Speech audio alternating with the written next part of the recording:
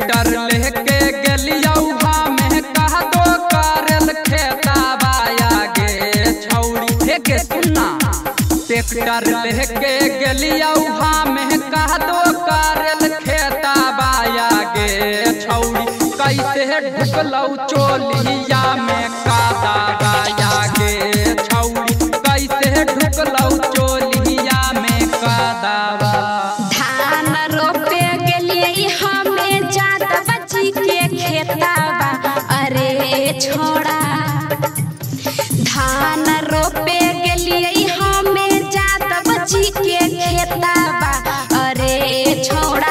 जादव जी डालल कई चोलिया में कादाबा अरे छोड़ा। जादव जी डालल कई चोलिया में कादाबा।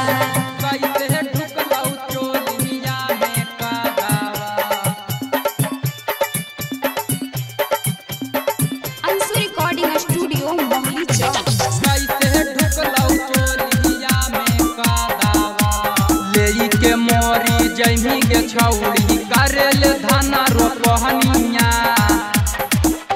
धन रोपे जाही ताहू करिफे साफा सगे उहे से डाल दिल यह दवा जी घास गे।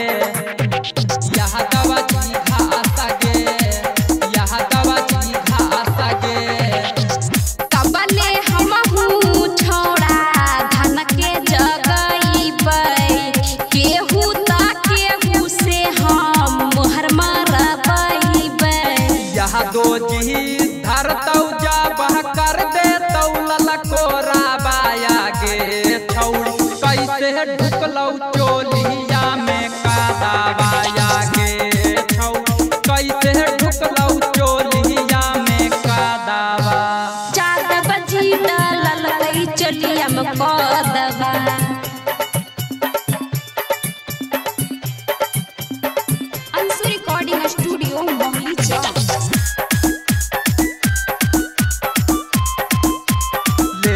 मोहरी जमी के छौड़ी करल धन रोपहनिया।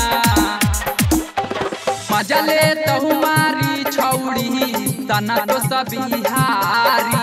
संगवा में राइटरनी की महानो जसाबारी।